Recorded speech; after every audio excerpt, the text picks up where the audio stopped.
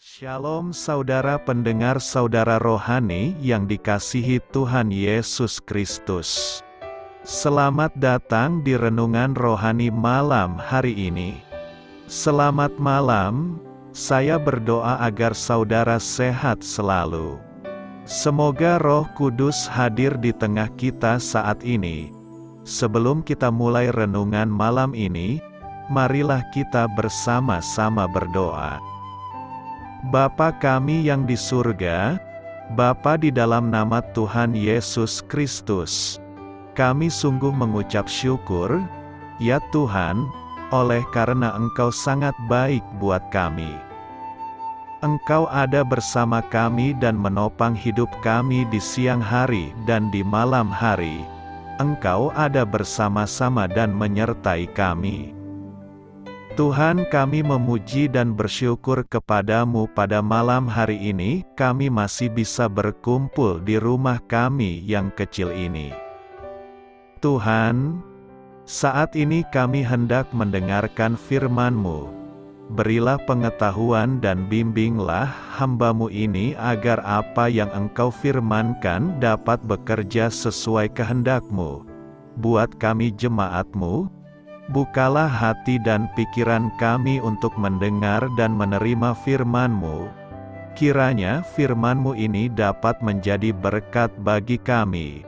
Berbicaralah Tuhan, kami sudah siap menerima firman-Mu. Di dalam nama Tuhan Yesus Kristus kami berdoa dan mengucap syukur. Amin. Sahabat saudara rohani, pembacaan ayat emas Alkitab renungan kita malam hari ini. Nats pilihan kita adalah, hiduplah di dalam kasih, sebagaimana Kristus Yesus juga telah mengasihi kamu. Tertulis dalam kitab Efesus 5 ayat 2, kata kunci renungan pada malam ini adalah surat tanda kasih.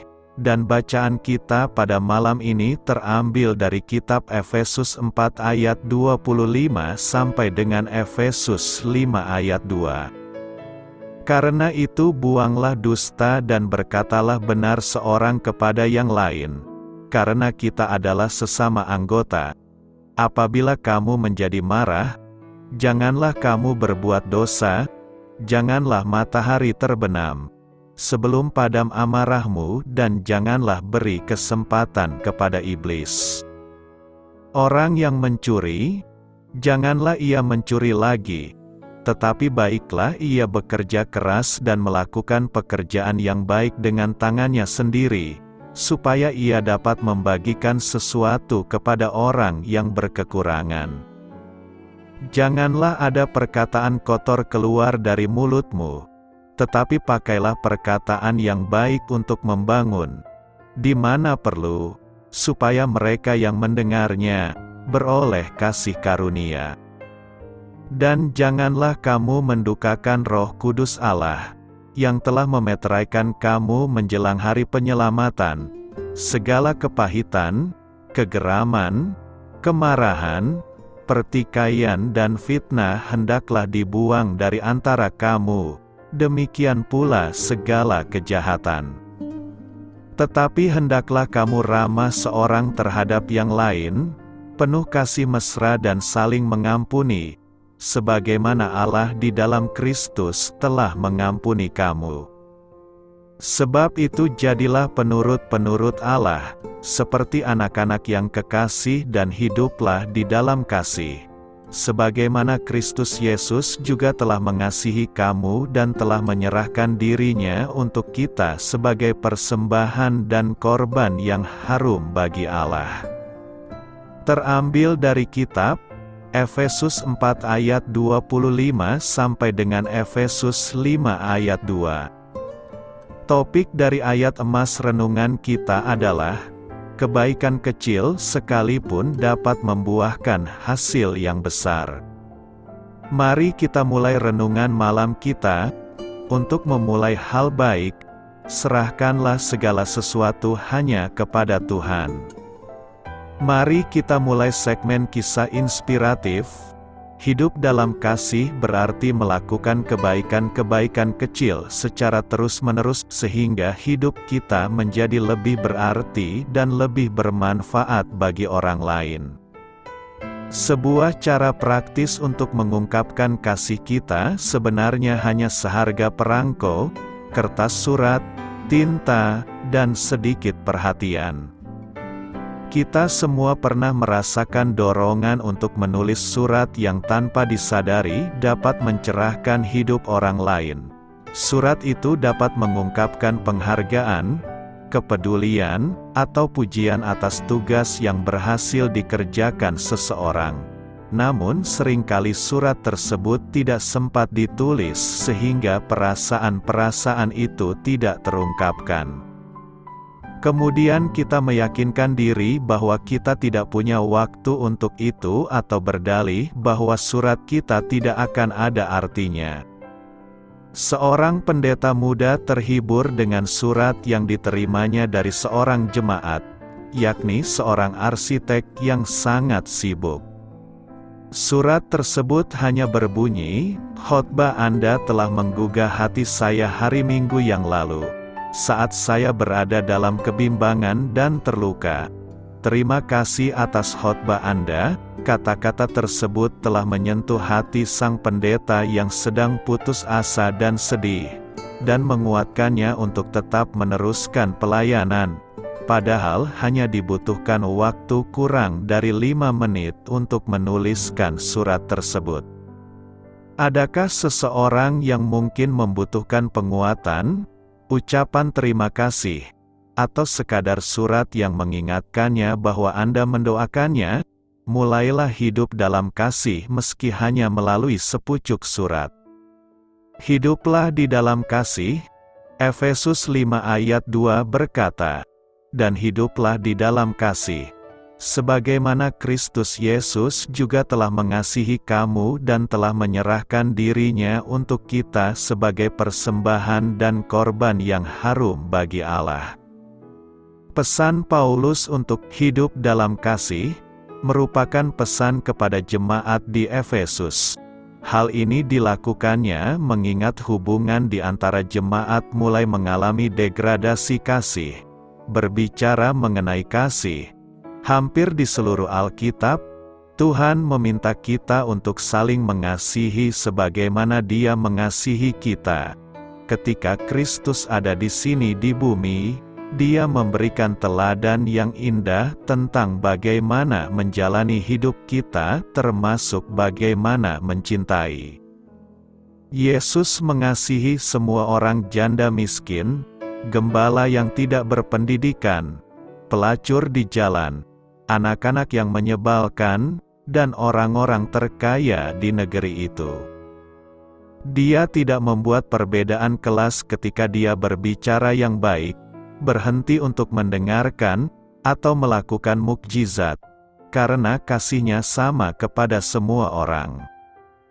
Setiap keputusan yang diambil Tuhan berangkat dari kasih.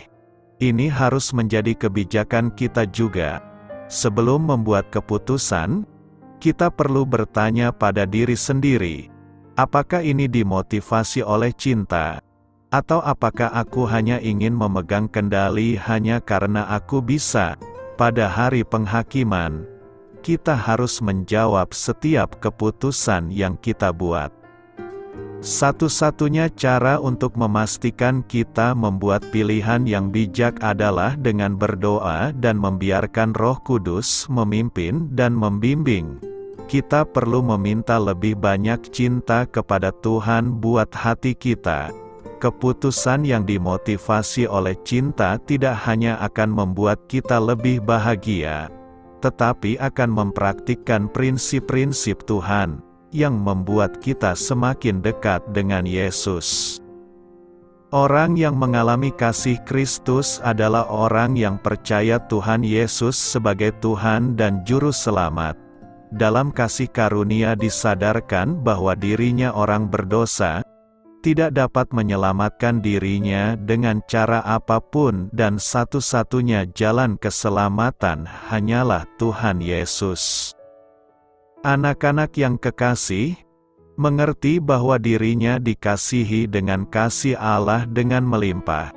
Karena dalam keadaan terburuk, keadaan berdosa, tidak layak, Tuhan mengasihi dan menyelamatkannya. Saat seseorang mengerti betapa tidak layaknya dia menerima kasih itu, maka dia akan mengerti betapa berartinya dan dalamnya kasih Kristus. Orang yang belum pernah mengalami kasih Kristus, mustahil untuk dapat mengasihi dengan kasih Kristus. Orang yang dapat mengasihi keluarganya dengan kasih Kristus adalah orang yang sudah mengalami kasih Kristus. Jika kita sudah mengalami kasih Kristus, kita bukan dianjurkan, tetapi diharuskan mengasihi termasuk keluarga kita. Keluarga yang sudah mengalami kasih Kristus, seharusnya menghidupi kasih Kristus di dalam keluarganya. Kasih Kristuslah yang mengikat, mengokohkan, menolong, memulihkan keluarga-keluarga. Banyak orang menerapkan standar kasih yang berbeda-beda, tetapi dengan jelas firman Tuhan mengatakan bahwa standar kasihnya adalah kasih Kristus. Nas hari ini mengatakan, hiduplah di dalam kasih, sebagaimana Kristus Yesus juga telah mengasihi kamu dan telah menyerahkan dirinya untuk kita sebagai persembahan dan korban yang harum bagi Allah. Hidup dalam kasih itu, berarti mempraktikkan kasih sebagaimana kita telah dikasihi Kristus. Kasih yang ditunjukkan oleh Tuhan Yesus adalah dengan menyerahkan dirinya untuk berkorban sekaligus memuliakan Allah. Standar kasih yang harus dipraktikkan kita adalah kasih yang tanpa syarat, bukan kasih yang menuntut, tetapi kasih yang memberi, kasih yang mau mengampuni. Setiap tindakan di dalam relasi, termasuk di dalam keluarga, harus mengacu pada kasih Kristus. Tidak ada standar yang lain. Tuhan Yesus mengasihi bukan setengah-setengah, tetapi memberikan hidupnya sebagai korban untuk menyelamatkan manusia. Pemberian diri Tuhan Yesus itu korban yang harum bagi Allah, yang berarti berkenan kepada Allah. Kasih yang sejati itu adalah pemberian yang terbaik supaya orang lain dapat mengenal Tuhan. Jika orang percaya mempraktekkan kasih seperti Kristus mengasihinya, maka itu adalah persembahan yang harum di hadapan Tuhan. Standar kasih di dalam keluarga bukan kata orang atau perasaan pribadi, tetapi kasih Kristus saja. Di dalam keluarga, kasih itu bukan dimulai dengan menuntut anggota keluarga lainnya untuk mengasihi kita, tetapi kasih itu harus dimulai oleh kita sendiri untuk mempraktekkannya. Ada kalanya kasih kita itu dilakukan tidak dengan mudah, karena adanya hal-hal yang mungkin menyakiti kita, tetapi tetap kasih Kristus itu yang harus dipraktekkan. Jika seluruh keluarga mempraktekkan kasih Kristus, maka keluarga-keluarga akan sungguh dipenuhi oleh kasih. Suami atau istri perlu memakai standar kasih Kristus untuk mengasihi pasangannya. Orang tua juga mengasihi anak-anak dengan standar kasih Kristus, sekalipun mungkin anak-anak ada yang mulai tidak menghiraukan orang tuanya. Anak-anak mengasihi orang tua yang melukainya dengan kasih Kristus. Jika keluarga rindu dipenuhi kasih Kristus, Anda harus mengalami kasih Kristus, percaya kepadanya, dan mengasihi seperti Kristus telah mengasihi kita. Karena itu, marilah mengasihi dengan menggunakan standar kasih Tuhan Yesus yang telah kita terima. Rendah hati. Efesus 5 ayat 21 berkata, "Dan rendahkanlah dirimu seorang kepada yang lain di dalam takut akan Kristus." Rendah hati adalah salah satu ciri orang Kristen. Merendahkan hati adalah urusan yang paling sulit bagi sebagian besar manusia ciptaan Tuhan, Mungkin sebagian dari kita pernah merasa kesal atau kurang nyaman ketika bertemu dengan seseorang yang sangat tinggi hatinya, cara bicaranya berlebihan atau merasa paling tahu segala hal. Padahal, pekerjaannya hanya sebagai tukang sapu atau istilah kerennya cleaning service. Ada orang yang merasa paling cantik dan ketika disapa jawabannya menyakitkan hati. Rendah hati adalah sikap tidak menempatkan diri sebagai orang yang lebih tinggi, secara status sosial, jabatan, intelektual, dan sebagainya, daripada orang lain. Sedangkan rendah diri adalah perasaan bahwa diri sendiri kurang dibandingkan orang lain. Dalam hubungan dengan sesama, kita harus bersikap rendah hati, tetapi tidak boleh bersikap rendah diri. Dalam hubungan dengan Tuhan, kita bukan hanya harus bersikap rendah hati, tetapi kita juga harus menyadari bahwa diri kita memang hina di hadapan Tuhan. Tidak ada sesuatu pun di dalam diri kita yang bisa kita banggakan. Merasa rendah diri di hadapan Tuhan adalah perasaan yang wajar. Akan tetapi, perasaan hina itu harus digabungkan dengan perasaan berharga karena kita yang hina ini dikasihi oleh Tuhan. Bahkan orang-orang yang percaya kepada Tuhan Yesus mendapat status baru yang amat berharga, yaitu status sebagai anak-anak Allah. Di dalam Alkitab ada disampaikan beberapa hal terkait dengan rendah hati. Raja Daud misalnya, amat berbeda dengan Raja Saul. Raja Saul adalah seorang yang rendah diri di hadapan orang lain. Salah satu buktinya adalah bahwa ia bersembunyi saat terpilih sebagai raja. Sayangnya, tindakan-tindakannya menunjukkan bahwa dia tidak cukup rendah hati untuk mengakui kesalahan yang dilakukannya. Bagi Raja Saul, yang paling penting adalah penghargaan orang lain terhadap dirinya. Sikap Raja Saul ini amat berbeda dengan sikap Raja Daud yang rendah hati, khususnya terlihat dari sikapnya terhadap Raja Saul, dan yang bersedia merendahkan diri di hadapan Allah walaupun diolok-olok oleh istrinya sendiri. Tuhan menghendaki anak-anaknya merendahkan diri, terutama di hadapan Tuhan, bukan untuk kepentingan Tuhan, melainkan untuk kepentingan dan kebahagiaan kita sendiri. Dalam menghadapi berbagai permasalahan yang terjadi dewasa ini, jika kita mengandalkan akal dan kepintaran kita sendiri, kita tidak akan mampu, apalagi dalam hal melakukan apa yang baik bagi sesama. Di dalam hidup ini, kita menghadapi berbagai macam pilihan dan pilihan tersebut sangat menentukan perjalanan hidup kita di kemudian hari. Tetapi selaku anak-anak Tuhan, janganlah kita melakukan apa yang baik dengan mengharapkan imbalan. Itu merupakan tindakan yang tidak dikehendaki Allah. Sikap mengharapkan imbalan ini yang akhirnya menjadi bibit suburnya tindakan korupsi, kolusi dan nepotisme. Ada orang yang mau membantu seseorang untuk masuk kerja ke salah satu perusahaan dengan iming-iming setelah masuk kerja harus menyetor sekian rupiah.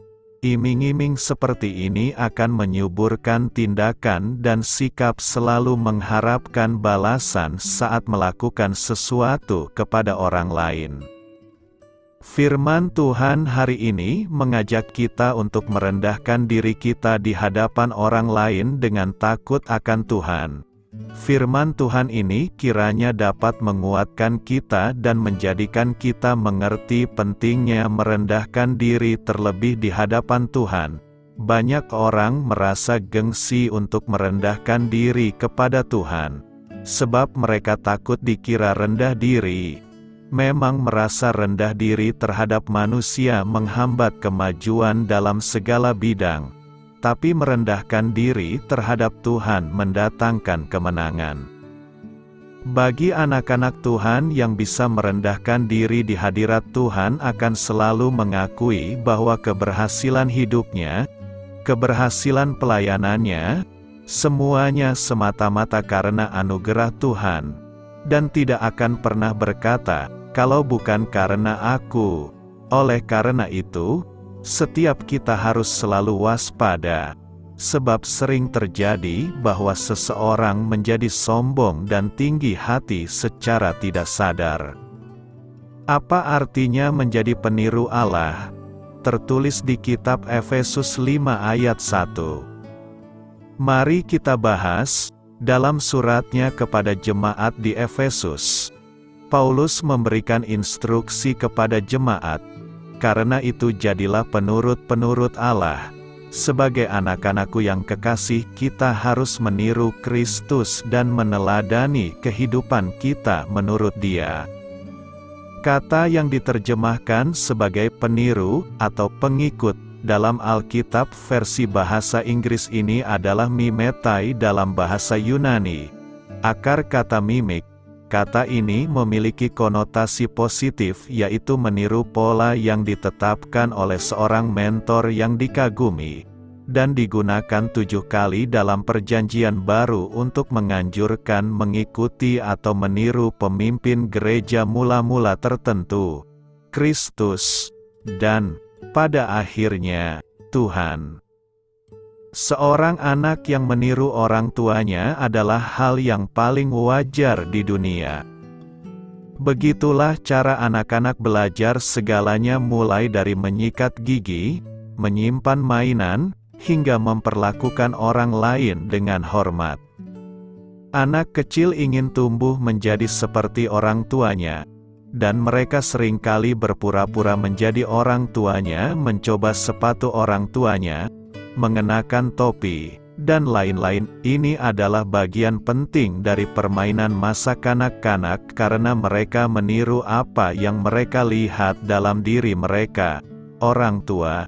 Ini adalah jenis mimikri yang disinggung Paulus dalam Efesus 5. Dalam Efesus 5 ayat 1-21, Paulus membahas perilaku apa yang pantas dan tidak patut ditiru oleh Tuhan dan pantas bagi anak-anak Tuhan. Sebab dahulu kamu adalah kegelapan, katanya, tetapi sekarang kamu adalah terang di dalam Tuhan. Hiduplah sebagai anak-anak terang.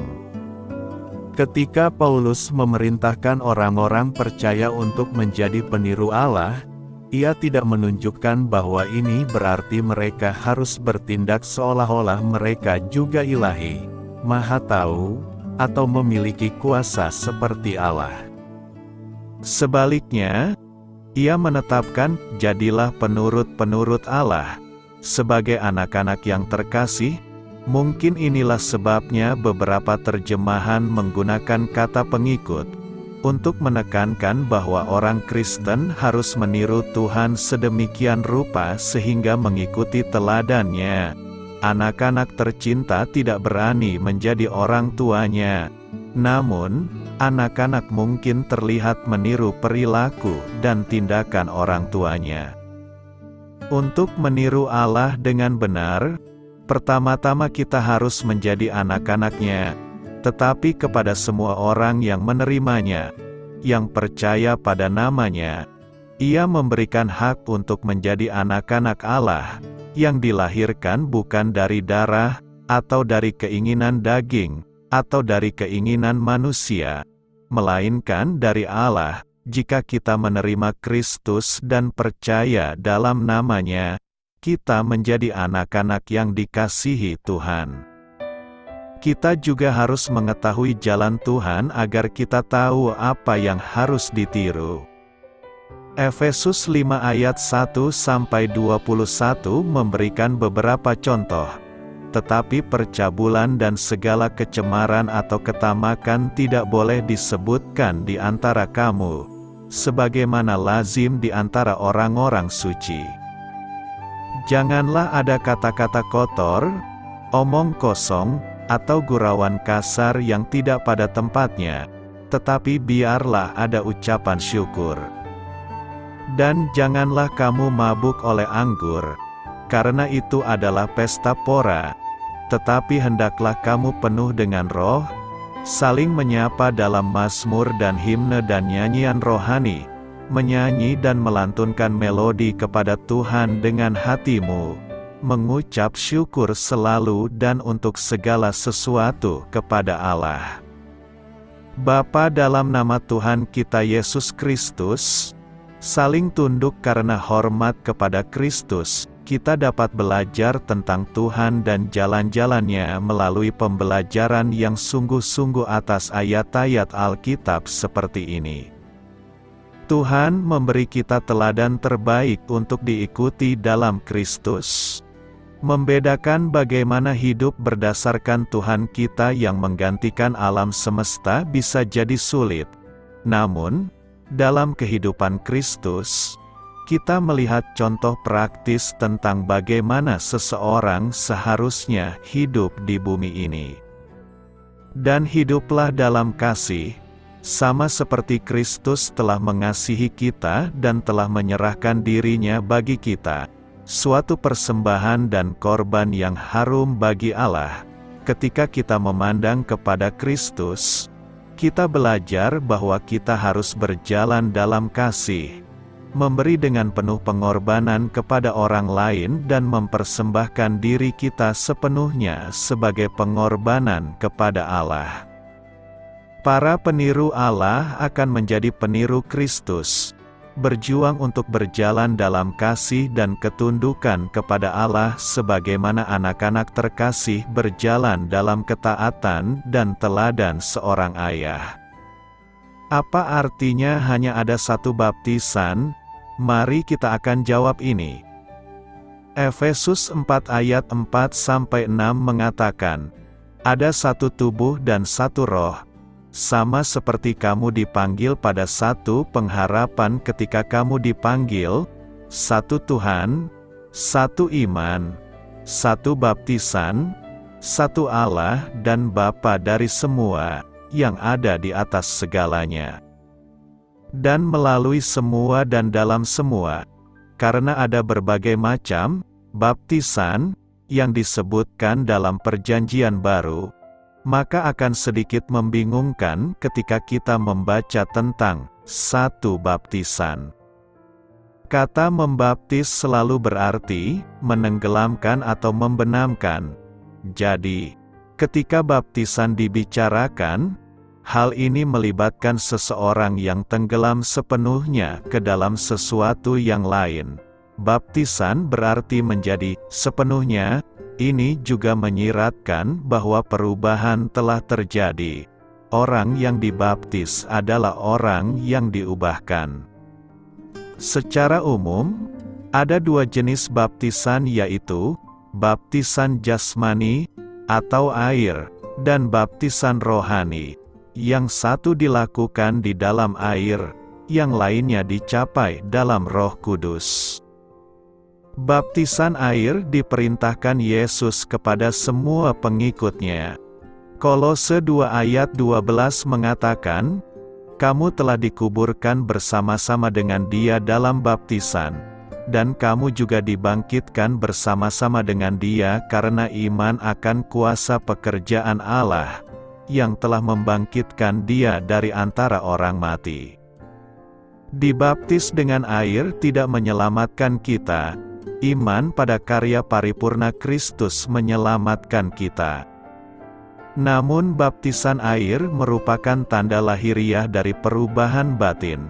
Ini adalah gambaran menakjubkan tentang kematian, penguburan, dan kebangkitan Kristus. Dibenamkan ke dalam air melambangkan penyucian hati kita dan penghapusan dosa kita oleh darah Yesus. Melalui baptisan air, orang-orang percaya secara terbuka memberitakan kesaksian mereka bahwa mereka telah dilahirkan kembali oleh kasih karunia Allah. Roma 6 ayat 3 berbicara tentang baptisan rohani, atau tidak tahukah kamu, bahwa kita semua, yang telah dibaptis dalam Kristus Yesus, telah dibaptis dalam kematian-Nya. Petik 2. Baptisan rohani ke dalam Kristus, ini dilakukan oleh Roh Kudus pada saat orang berdosa yang bertobat menerima anugerah keselamatan dan dilahirkan kembali. Kita menanggapi tarikan Roh Kudus dan dilahirkan ke dalam keluarga Allah. Melalui baptisan ini, kita diidentikan dengan kematian dan kebangkitan Yesus. Sejak saat itu, kita menganggap diri kita disalibkan bersama Kristus. Kita memilih untuk kehilangan diri kita sendiri dan tenggelam di dalam Dia dan Roh Kudus mewujudkannya. Baptisan Roh Kudus dijanjikan oleh Yohanes Pembaptis, yang mengatakan bahwa Yesus akan membaptis kamu dengan Roh Kudus dan dengan api. Tidak ada seorang pun yang mengerti maksud Yohanes sampai Yesus naik kembali ke surga. Yesus telah berjanji kepada murid-muridnya bahwa Dia akan mengutus penghibur. Para pengikutnya harus menunggu di Yerusalem sampai janji dari Bapa datang. Janji itu datang dalam Kisah Para Rasul 2. Roh Kudus dicurahkan ke atas murid-murid, dan mereka tidak pernah sama lagi.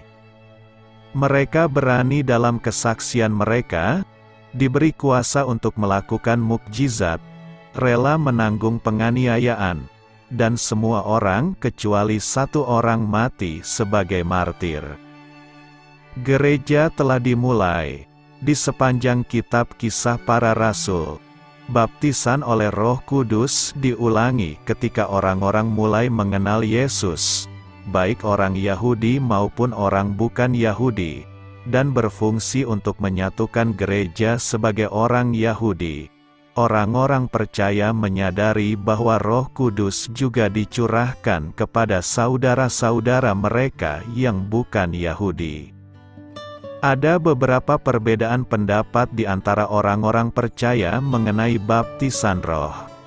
Beberapa orang Kristen percaya bahwa baptisan Roh Kudus identik dengan baptisan ke dalam Kristus dan hal ini terjadi pada saat keselamatan, bahkan jika orang percaya tidak menyadarinya. Umat Kristen lainnya percaya bahwa baptisan Roh Kudus harus disamakan dengan kepenuhan roh dan hal ini seringkali terjadi setelah keselamatan, mungkin bertahun-tahun kemudian saat orang percaya membuka dirinya terhadap kendali roh. Beberapa orang percaya bahwa baptisan roh selalu disertai dengan tanda-tanda, seperti berbahasa roh, dan yang lain percaya bahwa tanda-tanda seperti itu tidak diperlukan. Ketika Paulus menulis kepada jemaat di Efesus tentang satu baptisan, ia mengingatkan mereka bahwa, apapun latar belakang atau kebangsaan mereka, mereka semua melayani Tuhan yang sama, menganut iman yang sama, dan mengalami baptisan yang sama. Yang dia maksud mungkin adalah baptisan air, yaitu semua orang percaya mempunyai kesaksian keselamatan yang sama dan telah dibaptis dalam nama Bapa, Anak, dan Roh Kudus. Atau dia bisa merujuk pada baptisan roh, yaitu semua orang percaya telah ditempatkan ke dalam tubuh Kristus melalui kuasa roh. Apapun yang terjadi, penekanannya adalah pada persatuan di antara umat Kristiani. Ayat 3 mengatakan, berusahalah memelihara kesatuan roh melalui ikatan perdamaian. Roh Kudus bekerja untuk mempersatukan orang-orang percaya dan memberikan jaminan bahwa mereka adalah anak-anak Allah, dengan mengingatkan gereja bahwa mereka semua memiliki kesaksian yang sama dan bahwa mereka semua mengambil bagian dalam Roh Kudus yang sama. Paulus mendorong mereka untuk bekerja sama demi Kristus sehingga pesan penebusan akan terus menyebar ke seluruh dunia. Apa yang Alkitab nyatakan mengenai kemarahan? Mari kita jawab. Menangani kemarahan merupakan topik yang penting. konselor Kristen melaporkan bahwa 50% dari orang-orang yang datang untuk melakukan konseling memiliki masalah yang berhubungan dengan kemarahan. Kemarahan dapat menghancurkan komunikasi dan merusak hubungan, menghancurkan sukacita dan kesehatan banyak orang. Sayangnya, banyak orang cenderung membenarkan kemarahannya, bukannya bertanggung jawab untuk kemarahannya. Semua orang bergumul dalam berbagai tingkat dengan isu kemarahan. Untungnya, firman Tuhan memberi prinsip-prinsip tentang bagaimana menangani kemarahan dengan cara yang saleh, termasuk bagaimana mengatasi kemarahan yang negatif dan berdosa. Kemarahan tidak selalu berdosa. Ada jenis kemarahan yang diizinkan Alkitab, yang seringkali disebut sebagai kemarahan yang kudus. Allah juga marah. Orang percaya diperintahkan untuk marah terkait hal tertentu. Ada dua kata Yunani yang digunakan dalam Perjanjian Baru untuk merujuk kemarahan. Kata yang pertama berarti semangat, energi, dan yang kedua berarti gelisah, mendidih. Secara alkitabiah, kemarahan adalah energi yang diberikan Allah untuk membantu kita memecahkan masalah. Contoh yang termasuk ke dalam kemarahan yang alkitabiah, misalnya Paulus menentang Petrus karena memberi teladan yang salah. Kemarahan Daud ketika mendengar Nabi Nathan menceritakan tentang adanya ketidakadilan, dan kemarahan Yesus ketika bait Allah di Yerusalem dicemari. Contoh mengenai kemarahan di atas tidak terkait pembelaan terhadap diri sendiri, melainkan pembelaan terhadap orang lain ataupun pada sebuah prinsip. Kemarahan berubah menjadi dosa ketika dimotivasi oleh kepentingan pribadi, ketika tujuan Allah diselewengkan, ataupun ketika kemarahan dibiarkan berlarut-larut, alih-alih menggunakan energi yang dihasilkan oleh kemarahan untuk menyelesaikan masalah yang ada, malahan orangnya yang diserang. Surat Efesus 4 ayat 15-19 memerintahkan kita untuk mengatakan kebenaran di dalam kasih dan menggunakan perkataan kita untuk membangun orang lain, tidak mengizinkan kata yang busuk atau destruktif keluar dari mulut kita. Sayangnya, perkataan yang beracun ini merupakan karakteristik umum dari manusia yang telah terjatuh ke dalam dosa. Kemarahan menjadi dosa ketika diizinkan untuk mendidih tanpa terkendali, sehingga menghasilkan situasi di mana banyak orang akan terluka, seringkali menghancurkan di kemudian hari, seringkali juga menghasilkan konsekuensi yang tidak dapat diperbaiki lagi. Kemarahan juga menjadi dosa ketika orang yang marah itu menolak untuk ditenangkan, menyimpan dendam, ataupun menyimpan semuanya di dalam hatinya. Hal ini dapat menyebabkan depresi dan mudah tersinggung atas hal-hal kecil, seringkali bahkan mengenai hal-hal yang tidak terkait dengan masalah utamanya. Kita dapat menangani kemarahan secara alkitabiah dengan menyadari dan mengakui kemarahan kita yang egois sebagai dosa dan tahu bahwa kita telah salah menangani kemarahan. Kita harus mengakui hal ini kepada Allah dan kepada mereka yang tersakiti oleh kemarahan kita. Kita sebaiknya tidak berupaya mengurangi dosa kita dengan membenarkan kemarahan kita atau menyalahkan orang lain. Kita dapat menangani kemarahan secara alkitabiah dengan memandang hanya kepada Allah saja ketika sedang menghadapi pencobaan. Hal ini sangat penting, terutama ketika seseorang telah melakukan sesuatu yang menyinggung perasaan kita.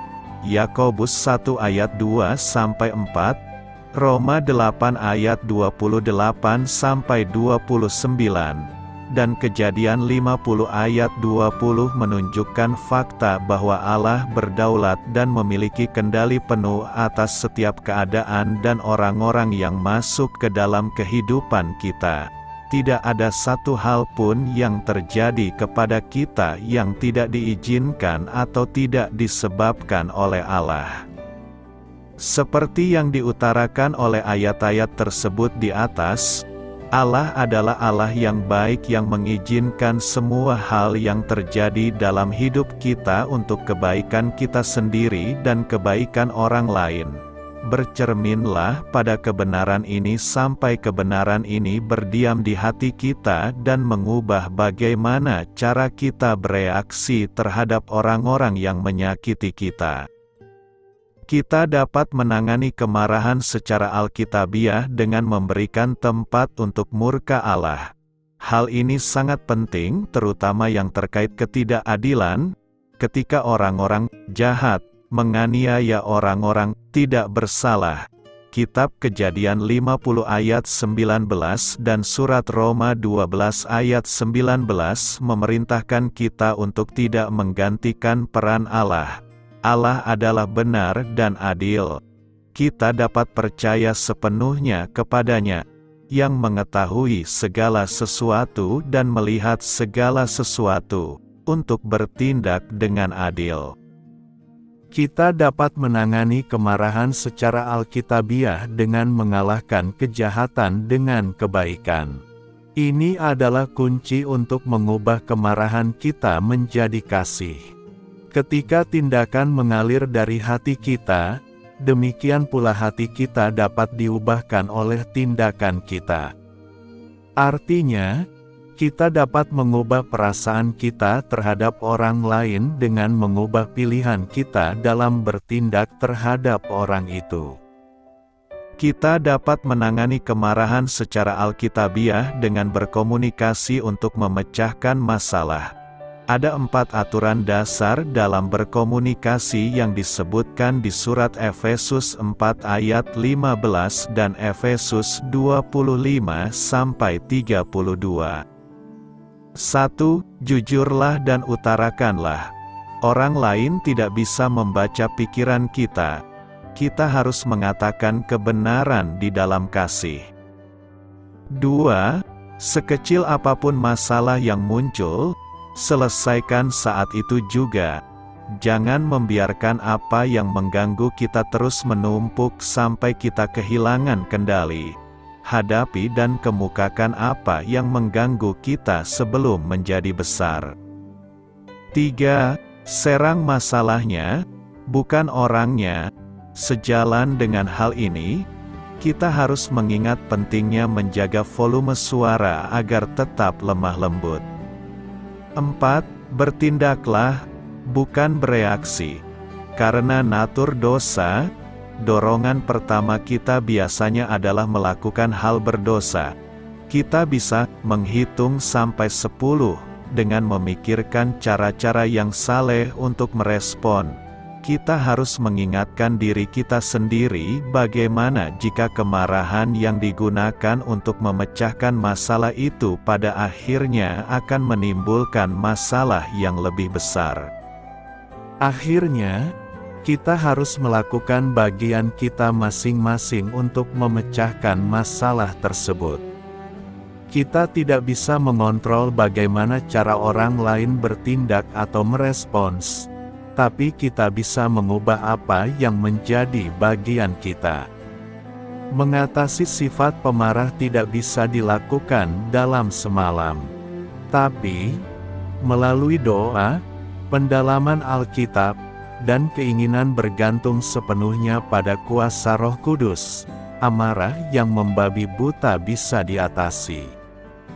Sama seperti kita mengizinkan kemarahan berakar dalam kehidupan kita karena terbiasa melakukannya, kita juga harus berlatih untuk memberikan respon yang benar hingga akhirnya menjadi sebuah kebiasaan baru. Marah yang benar.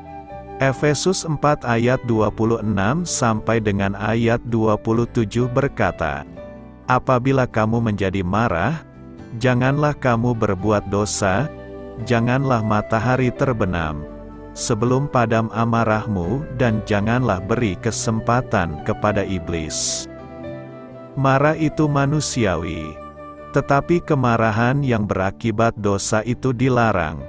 Kemarahan adalah reaksi terhadap peristiwa-peristiwa yang menyakitkan atau yang tidak sesuai dengan harapannya, misalnya dikecewakan, dikhianati, tidak mendapatkan apa yang kita inginkan, diperlakukan dengan tidak sepantasnya, rasa tidak puas, disakiti, dan sebagainya. Setiap orang tidak dapat menghindari kemarahan, sebab pengalaman yang menyakitkan itu tidak dapat dihindari oleh siapapun. Cepat atau lambat, semua orang akan menghadapi pengalaman menyakitkan dan terdorong untuk marah. Nas hari ini berbicara tentang ciri atau pelaku yang harus tampak dalam diri seseorang yang telah menjadi manusia baru di dalam Tuhan. Salah satu cirinya, kata Paulus, ialah, apabila kamu menjadi marah, janganlah berbuat dosa, janganlah matahari terbenam sebelum padam amarahmu. Artinya, kalau sudah ikut Tuhan tidak boleh marah yang berakibat dosa. Kita boleh marah, tetapi marah yang benar yang membawa berkat. Efesus 4 ayat 26 tidak melarang kita untuk menunjukkan atau memperlihatkan kemarahan. Perhatikan apa yang dikatakan Paulus, apabila kamu menjadi marah, janganlah kamu berbuat dosa. Jadi marah boleh saja, yang menjadi masalah bukan marahnya itu sendiri, tetapi bagaimana ekspresi atau cara mengungkapkan dan motivasi kemarahan itu sendiri yang perlu diperhatikan. Apa yang mendasari kemarahan kita dan cara kita mengungkapkan kemarahan itulah yang menentukan apakah kita berbuat dosa atau tidak. Ada jenis kemarahan yang perlu diungkapkan agar dunia ini menjadi lebih baik, yaitu kemarahan yang didasarkan karena kita mengasihi dan bertujuan untuk mendidik. Misalnya guru yang memarahi murid yang malas belajar, kemarahan seorang ibu terhadap yang nakal luar biasa dan lain sebagainya. Tuhan Yesus sendiri pernah marah terhadap orang Farisi dan ahli Taurat yang berpikir munafik, iri dan dengki terhadap orang lain. Meskipun demikian, dalam mengungkapkan kemarahan itu harus disampaikan dengan hati-hati, karena hati manusia sangat sensitif. Kemarahan yang tidak diinginkan oleh firman Tuhan adalah kemarahan yang didasarkan kepada dengki, kebencian, iri, kemarahan yang diungkapkan tanpa kendali serta kemarahan yang terus-menerus dipendam dalam hati. Kemarahan yang tidak terkendali harus dihindari bahkan dibuang jauh-jauh. Seseorang akan menanggung banyak kerugian apabila ia tidak dapat mengendalikan amarahnya. Membawa akibat buruk bagi kesehatan secara fisik, karena menguras energi dan merusak organ-organ tubuh, misalnya, penyakit darah tinggi, jantung, stres yang berkepanjangan dan susah tidur. Berakibat buruk dalam pergaulan, orang yang cepat marah cenderung menyendiri. Dan sebaliknya, siapa yang mau bergaul dengan orang yang pemarah? Kalau seseorang tidak mempunyai teman dekat dalam hidupnya, mana mungkin ia dapat merasakan kebahagiaan? Menghilangkan kesempatan untuk memberikan kesaksian yang hidup, dalam keadaan marah yang tidak terkendali tidak mungkin bagi kita untuk memuliakan Allah dan menjadi berkat. Memberi ruang bagi iblis untuk menguasai orang yang marah-marah untuk melakukan perbuatan yang jahat. Oleh sebab itu, jika timbul perselisihan atau pertikaian jangan dibiarkan berlarut-larut, tapi segera diselesaikan dengan tuntas, sebab semakin lama dibiarkan akan semakin pahit jadinya. Ada pepatah yang mengatakan bahwa salah satu ukuran keagungan atau kebesaran seseorang adalah kemampuannya untuk mengendalikan kemarahan. Bagaimana kita dapat mengontrol atau mengatasi kemarahan kita agar tidak jatuh dalam dosa? Ada beberapa cara yang umum dipergunakan, yaitu berdoa meminta Tuhan memampukan kita mengendalikan diri agar tidak jatuh dalam dosa pada saat kita marah. Berdoa akan memampukan kita untuk tenang sejenak, mendinginkan hati dan kepala agar bertindak dengan cermat. Tetap menguasai diri. Jangan sampai kita dikuasai oleh emosi kita. Berpikir dahulu sebelum bertindak. Seperti yang tertulis dalam Yakobus 1 ayat 19-20. Hai saudara-saudara, setiap orang hendaklah cepat untuk mendengar, tetapi lambat untuk marah, sebab amarah manusia tidak mengerjakan kebenaran di hadapan Allah. Hindari kata-kata kasar, tetapi gunakanlah kata-kata yang lembut dalam menyelesaikan masalah. Perkataan lemah lembut lebih mudah untuk didengar. Jawaban yang lemah lembut meredakan kegeraman, tetapi perkataan yang pedas membangkitkan marah. Menunda kemarahan dengan berdiam diri. Dengan berlalunya waktu perasaan kita jadi tenang.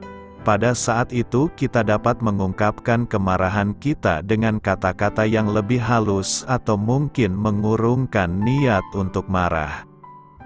Marah boleh saja, marah tidak dosa. Tetapi yang perlu diingat ialah jangan kita terus-menerus memendam kemarahan kita. Dan biarlah kita tetap dapat menguasai diri pada saat kita marah, sehingga tidak jatuh dalam dosa yang tidak kita inginkan. Karena itu kelolalah kemarahanmu untuk kebaikan. Jangan mendukakan Roh Kudus. Efesus 4 ayat 30 berkata, dan janganlah kamu mendukakan Roh Kudus Allah, yang telah memeteraikan kamu menjelang hari penyelamatan. Mendukakan Roh Kudus adalah salah satu dosa yang diperingatkan keras di dalam Alkitab. Dalam suratnya kepada jemaat di Efesus, Rasul Paulus mengingatkan agar kita tidak lagi mendukakan Roh Kudus. Mendukakan dapat berarti membuat sedih, mempermalukan dan juga menghina. Namun Alkitab menyatakan, siapa yang ada di dalam Kristus, ia adalah ciptaan baru, yang lama sudah berlalu, sesungguhnya yang baru sudah datang. Maka, kukatakan dan kutegaskan ini kepadamu di dalam Tuhan, jangan hidup lagi sama seperti orang-orang yang tidak mengenal Allah dengan pikirannya yang sia-sia. Jadi kita harus benar-benar mengenakan manusia baru, dengan menanggalkan segala perbuatan dan karakter lama kita yang tidak berkenan kepada Tuhan. Melakukan hal-hal yang bertentangan dengan firman Tuhan, selain memadamkan roh, juga merupakan tindakan mendukakan Roh Kudus. Itu sama artinya kita sedang menghalangi dan menghentikan pekerjaan Roh Kudus sehingga ia tidak dapat berfungsi sebagaimana mestinya. Dalam Efesus 1 ayat 13 dikatakan, ketika kamu percaya, dimeteraikan dengan Roh Kudus, yang dijanjikannya itu. Meterai dari Roh Kudus menempatkan kita pada posisi yang aman karena kita berada di pihak Tuhan dan Tuhan ada di pihak kita. Tuhan di pihakku. Aku tidak akan takut. Apakah yang dapat dilakukan manusia terhadap aku? Tuhan menjadi perlindungan, naungan dan pembela kita. Namun apabila Roh Kudus kita dukakan, kita akan kehilangan meterai dari Roh Kudus. Akibatnya, kita tidak lagi mengalami penyertaan dan perlindungannya secara sempurna. Sebenarnya Roh Kudus tidak meninggalkan kita, walaupun kita sering mengecewakan Dia. Hanya, Ia tidak dapat memenuhi kita, tidak dapat memberi kita kekuatan, dan tidak dapat memakai kita jika kita mengabaikan kehidupan rohani kita. Artinya, Roh Kudus tak bisa bekerja di tengah perbuatan-perbuatan kita yang mendukakannya. Hal inilah yang dinasihatkan oleh Rasul Paulus, janganlah mendukakan Roh Kudus dengan cara hidup kita. Lalu perbuatan apa saja yang membuat Roh Kudus berduka cita? Dalam bacaan Alkitab hari ini dijelaskan bahwa kita dapat mendukakan Roh Kudus dengan bertindak seperti orang yang belum percaya, dengan pikiran yang sia-sia, jauh dari persekutuan dengan Tuhan, dengan kedegilan hati, menyerah kepada natur dosa, dengan perkataan dusta, dengan kemarahan yang tak dibereskan, dan dengan percabulan. Kita harus memandang serius gaya hidup kita sebagai orang percaya, karena sikap mendukakan Roh Kudus akan memadamkan rohnya untuk bekerja, sehingga kita tak akan memiliki kekuatan melawan natur dosa tersebut. Pada akhirnya, akan mengakibatkan penolakan kepada Roh Kudus itu sendiri, dan berujung pada tindakan yang tak dapat diampuni, yaitu menghujat Roh Kudus atau menghina Roh kasih karunia, seperti yang disampaikan Saint Vanus. Sikap keras kepala berhubungan dengan sikap menentang Roh Kudus. Sungguh tragis jika Roh Kudus yang telah dikaruniakan untuk menolong kita abaikan. Hendaknya pemahaman bahwa kita dapat mendukakan Roh Kudus itu dengan perbuatan-perbuatan dosa, mendorong kita untuk tidak hidup di dalam dosa, dan kita mengizinkan Roh-Nya bekerja secara leluasa di hati kita sebagai bait-Nya, yang akan menghasilkan buah Roh di dalam kehidupan kita.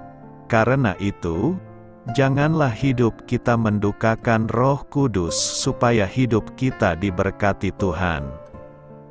Beritakanlah Injil kepada segala makhluk, hormatilah semua orang. Selamat beristirahat malam dalam kasih setia Tuhan. Doa saya menyertai saudara sekalian, mari bertumbuh dalam iman bersama saudara rohani. Saya memberkati Anda agar sewaktu Anda mencarinya dari Dia, Bapa Surgawi Anda akan memberikan bagi Anda roti harian Anda. Dalam nama Yesus Kristus, Tuhan yang berkuasa atas alam semesta dan menuntun kita kepada iman yang menyelamatkan, Tuhan Yesus menyertai senantiasa. Terima kasih sudah berkenan mendengarkan renungan malam saudara rohani. Tuhan memberkati. Amin.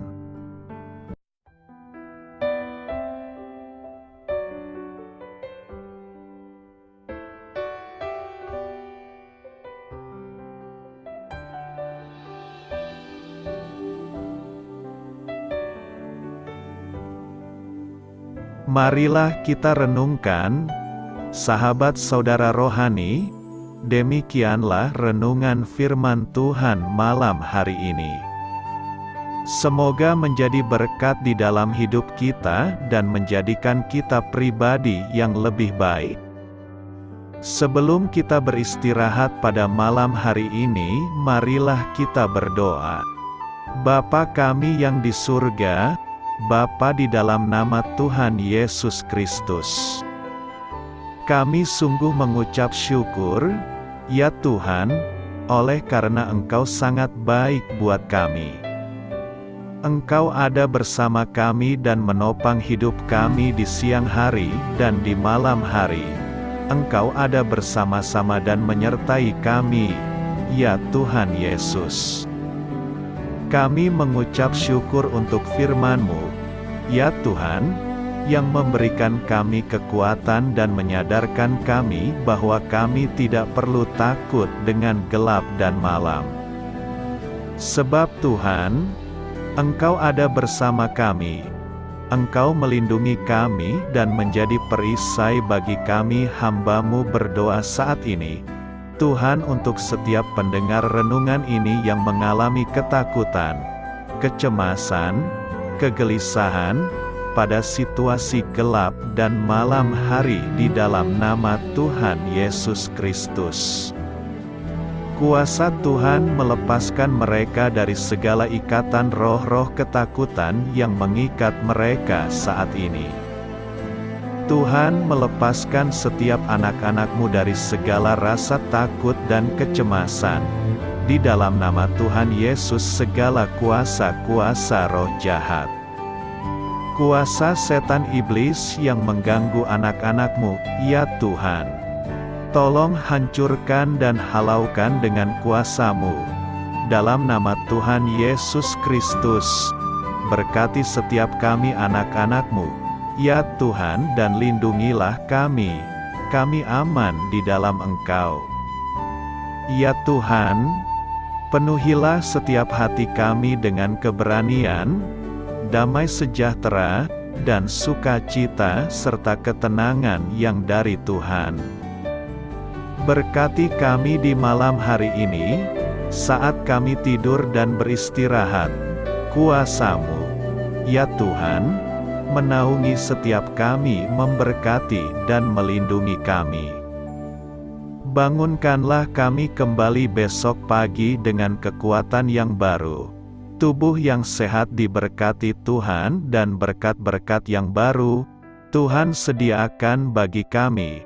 Terima kasih, ya Tuhan, kami sungguh mengucap syukur untuk firman-Mu yang menguatkan kami.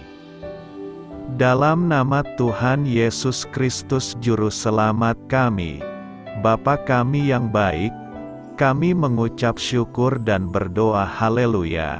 Amin. Biarlah firman Tuhan menjadi pengingat untuk kita semua, bahwa tuntunan dari Roh Kudus akan selalu memberi jalan keluar bagi setiap permasalahan hidup kita, dan memberi kedamaian di hati kita. Amin. Sampai jumpa di renungan malam saudara rohani berikutnya.